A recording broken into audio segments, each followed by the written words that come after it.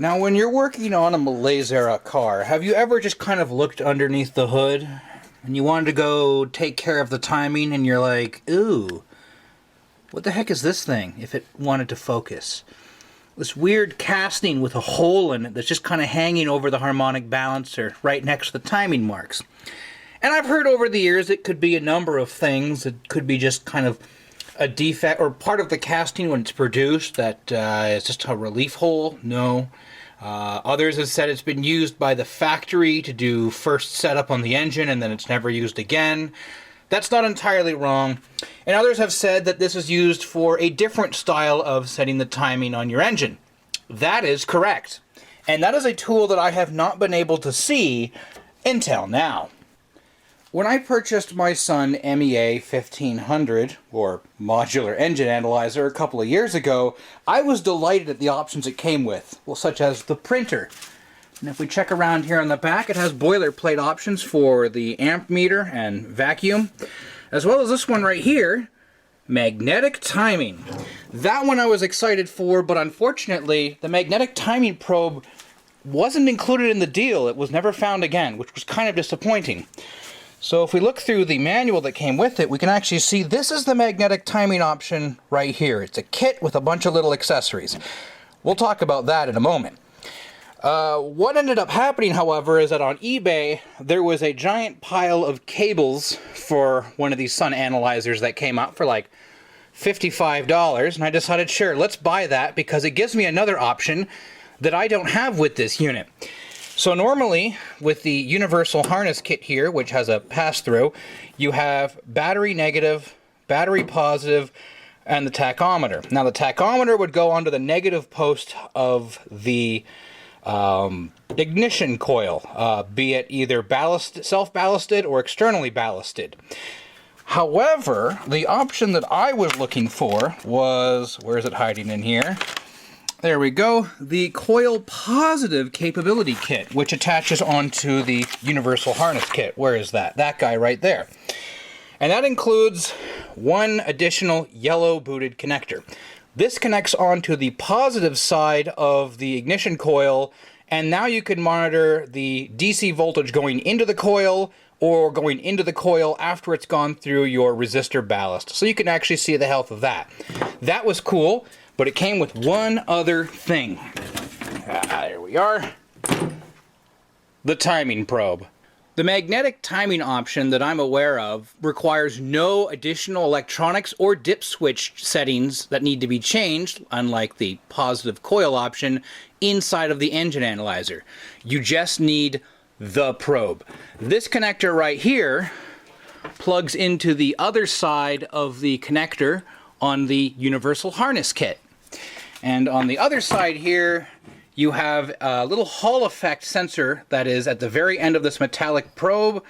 You have this flexi shaft right here, and I swear to God, this is the pull handle for like a lawnmower or something like that. They fed it through, and then they've filled this with potting. This is what goes into that hole on the timing cover on the front of your engine. This little guy right here. Now, there is an exception to this, and it talks about it in the manual. Now we can go back to the little tiny bits and pieces that you see right here in this photograph.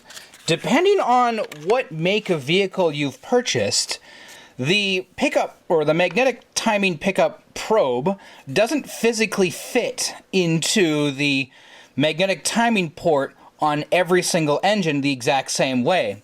Let's see, Chrysler here has one type, Ford has another type, Ford has yet a different type, and Chrysler has an older particular type. This style I have seen on lean burn vehicles, so... Attach the magnetic timing probe clip to the engine timing indicator plate and insert the probe into the clip until it fully bottoms out on the vibration damper. But you notice how there's no AMC here. And I feel like this is either going to be a conspiracy or this is going to be just by pure luck. Because for an AMC vehicle, and an engine such as the 258, this does not require an adapter to fit into that test port. It is exactly this right size. The diameter is completely the same. It fits in perfectly. Bottoms out, you're good to go. Let me show you how that works. Now, often when you have these ports here, they are completely full of junk, grime, grease, and whatever have you, because nobody ever uses them. So this one here is exceptionally clean.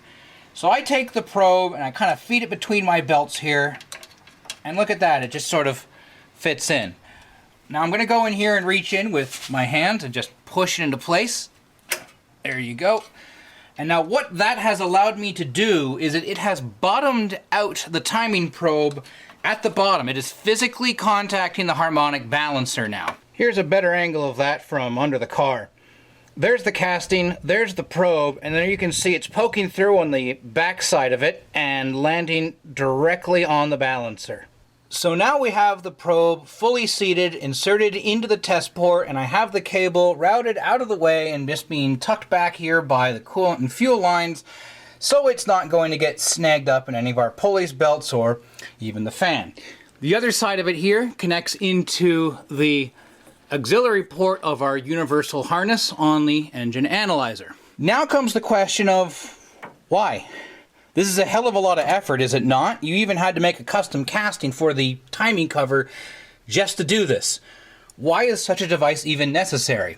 And that's the fun part. It isn't.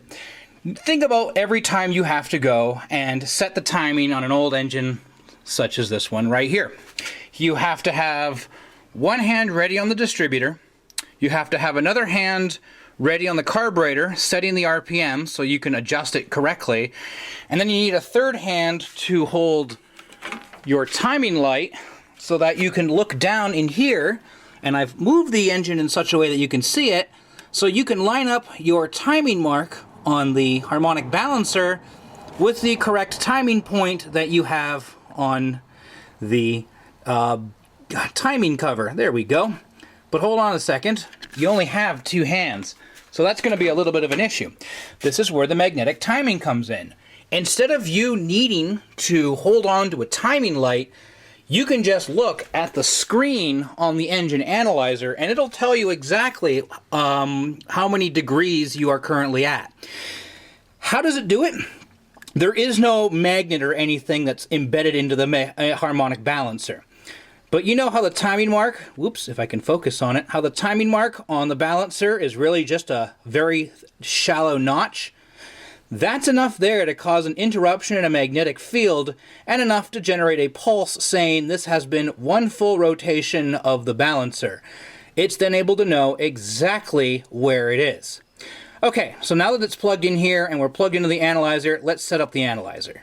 I've always loved how they have actually a light on top here that you can turn on independently of the main unit. It's just a rocker switch.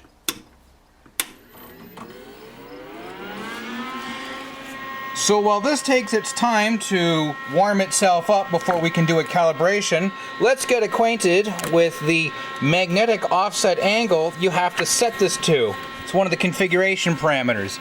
Depending on the type of engine you have, Ford, 4-cylinder, 6-cylinder, or 8-cylinder, or of course with Chrysler, and of course General Motors and AMC, each and every one of them has a displacement or offset that you're supposed to have it to. Because like we saw under the hood, it is not exactly over the point that we're timing. It's either before or a little bit after, depends on the vehicle. And for you European folk, well, it depends from model to model. So because the Eagle is made by AMC, it has a displacement of negative 9.5 for the offset, which we're going to have to set up in the analyzer before we can do anything. But there's something more important to that. Because we're basing on the harmonic balancer a mark which is on the outside of a rubber ring pressed in, if at any time the outside pulley on the balancer has shifted, this will cause a major problem because it'll throw your timing off. Doesn't matter if you're using strobe timing or magnetic timing.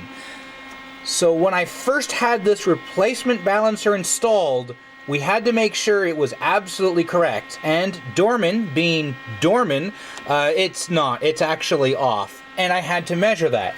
We're not going to do that in the video here, but I have performance tests that I did a number of years ago. Here we go.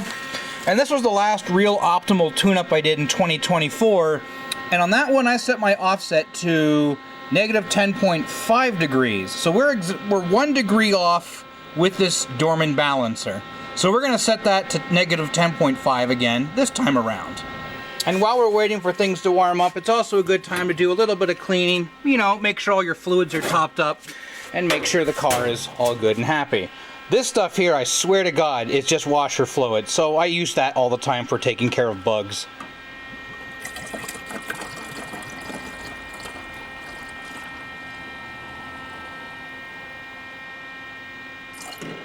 It'll be fine. Maybe have some now. Right. We can also do other things to get the vehicle ready for our test here and to speed up the video a little bit. And that is, we are going to get this engine set up to have the timing properly set. Now, Eagles actually have a service bulletin on how to do this. I talked about this in a previous video. So we take the vacuum switch assembly here and we unplug it. And then there is a vacuum hose right here down to the distributor. You unplug that, and with 2 hands, in your case, plug off the vacuum line and make sure it doesn't get in the way. I'm just waiting for the system to calibrate before I can plug all those in. But we should be ready to go. Wait, no we're not. I know there was something I was forgetting. The sniffer. This goes in the back of the exhaust. Okay, the calibration and warm-up period is done here. Everything says it's good except for the oxygen sensor. That's totally on me. I haven't changed the oxygen sensor on this. I doubt that HC, CO, or CO2 are going to give me good readings either because I've lost my calibration again. But for the sake of the video, we're going to keep it running anyways. So let's press menu, which gives us to this. We're going to do our vehicle setup, which is press 1. And it thinks it's 4 cylinders, so yeah, we've lost our calibration again. That doesn't matter. Let's just do 6 cylinders. Press enter. That's fine. Right, so enter magnetic offset. So we said negative 10.5 is what we're going to set at. So 10.5. Here we go, and I'll hit enter. And we are good to go. So I'm going to go to, I guess, continue and vehicle test, and we're ready to go. So let me go get the car started and we can get this on the road. Ooh, yeah, that's one of the things. So how does the engine analyzer know when it's not doing strobe timing and when it's doing magnetic timing? So when you plug this in, that isn't jumping it to say that now we're doing magnetic timing. As soon as it begins receiving pulse information from the probe, it will switch over here from strobe timing to magnetic timing.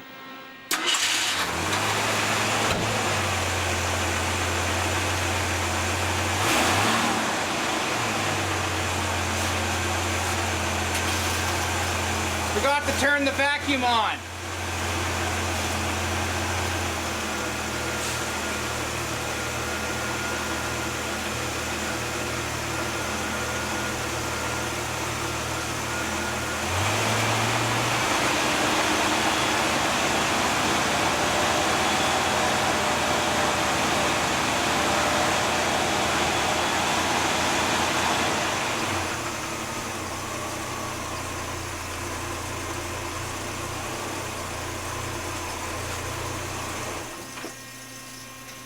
Love that button.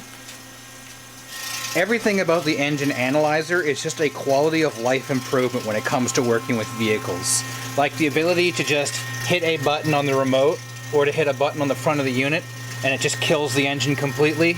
Or the ability to hit this button here and it freezes all of the data on the screen. Or the ability to hit the print button here and I can print that right off.